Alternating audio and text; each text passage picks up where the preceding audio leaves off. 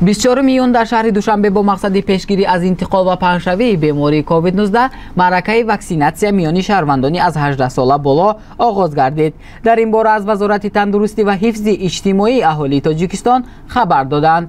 гуфта мешавад ки шаҳрвандони аз 18 сола боло ки дар пойтахти мамлакат шаҳри Душанбе истиқомат мекунанд метавонанд барои гирифтани ваксинаи зидди бемории COVID-19 ба марказҳои саломатии маҳалли зисти хеш муроҷиат намоянд. бояд ёдовар шуд ки ваксинатсия ягона роҳи эмин мондан аз сирояти коронавируси нави COVID-19 мебошад. тибқи тавсияи мутахассисон танҳо бо гирифтани ваксина ҳар як нафар метавонад худ ва наздиконашро аз сирояти COVID-19 эмин нигоҳ дорад.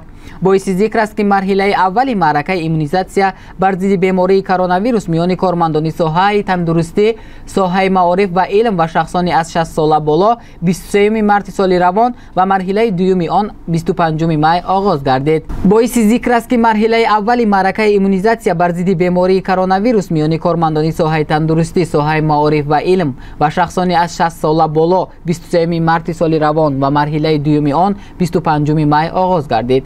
ёдовар мешавем ки дар Тоҷикистон сару садоҳо дар мавриди роҳ надодани намозгузорон бидуни эм ба масҷидҳо баланд шудааст. дар сурати мавҷуд набудани ин ҳуҷҷат онҳо аз ҳаққи дохил шудан ба масҷиду гузоштани намоз маҳрум мегарданд.